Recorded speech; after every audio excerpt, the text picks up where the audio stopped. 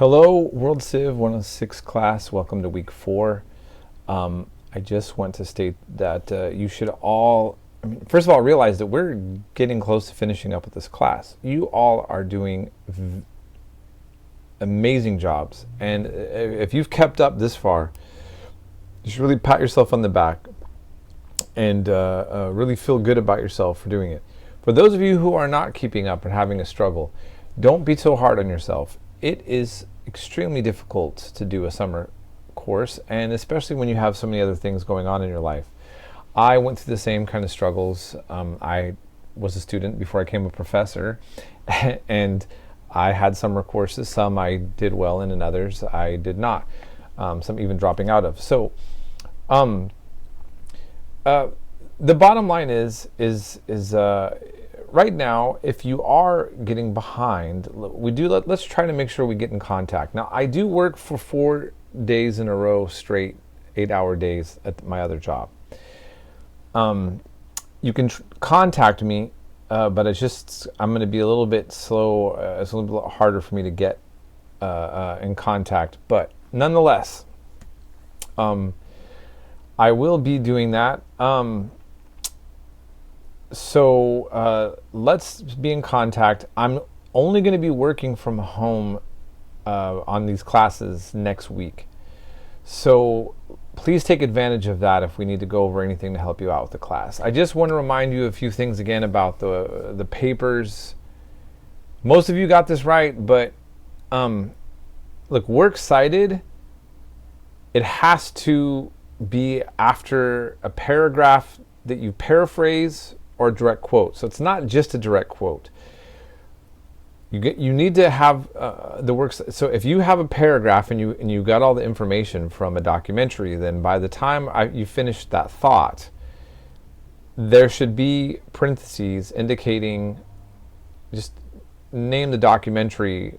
I'm okay. I'm taking it very loose in this class on these papers, where you can say the Haitian crash course documentary, or I was referring to Haiti, but that was my other class. Basically, if there's a documentary, give me the name or the book, the author, and the page number, or my video and which video for that week's module. And that should go throughout the paper like that. This is a bread and butter understanding of how a history paper or a college paper would work. If you have a paragraph and you've written something down, put something down into writing, and that information comes from somewhere else, right afterwards, that works cited should be there indicating that, even if it's not a direct quote, okay? And keep in mind that there's always different styles of works cited in every field. I've mentioned this in some of my other announcements. History normally uses Chicago style with footnoting. I'm not requiring that for you all, but I want you to be aware of that. I'm doing a very light version, and there's some very good reasons why these are required. Have dates for time periods and works cited in these papers, and I'm not going to go over that anymore. If you have any questions, then please talk to me in person. And I'm really doing my best to be personable. Yeah, I'm being frank about certain rules and ideas, but I'm not judging you, and you're not going to get like a harsh lecture from me about anything you call me about. I just want to help assist you and to your finding success in this class and in your entire academic future. I've noticed with excitement that I'm seeing a lot of you now, despite how difficult this class is in terms of just an overwhelming amount of information.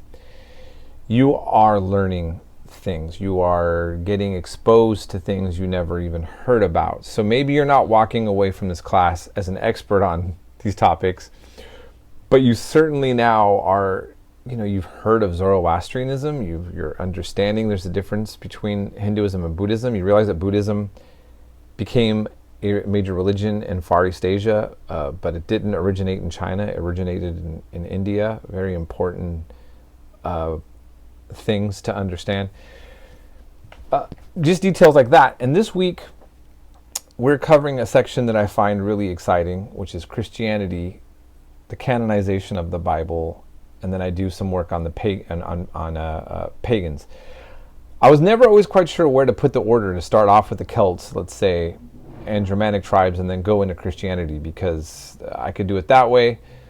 Ultimately, by the time you watch all the videos, you'll kind of see that Christianization of the part of the world was done slowly over a period of time, and even within the Western world, it wasn't something that happened overnight.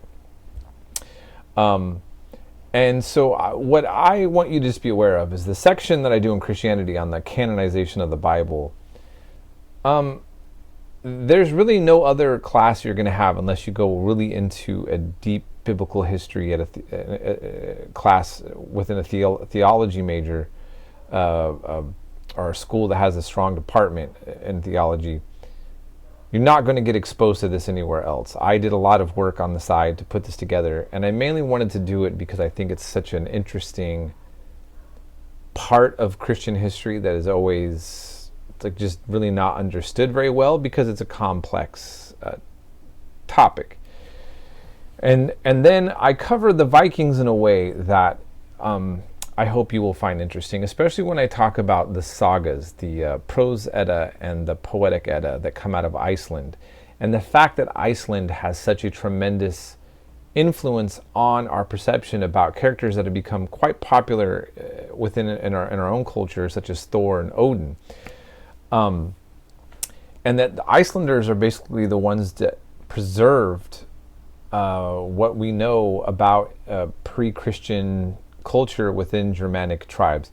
One of the things that's not quite clear is how much the Icelandic sagas reflect strictly things that are happening in Iceland or the broader Germanic world, because we know that Odin and Thor and the various gods that are being talked about were worshipped all throughout even the continent.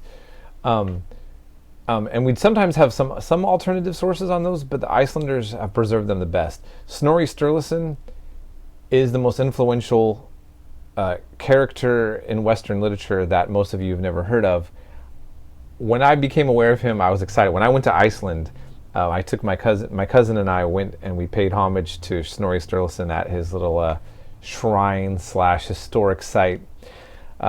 He's not necessarily the best person, not a person that I would admire as his personality is, but his legacy, the literary legacy that he's left behind, and the way he preserved this part of Western culture, I just find very inspirational. So that's just my little side thought on that.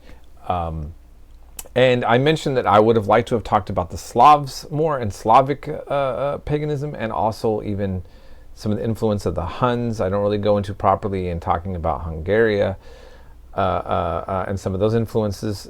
Ultimately, in this class, I get limited time with already so many subjects, so I just want you to be aware that I'm aware that you're getting a little bit ripped off at times when it comes to certain cultures, and I've never figured out how to get it all in. And I'm trying. So I hope you're all having a great week, and we'll be in touch. Contact me if you have any questions.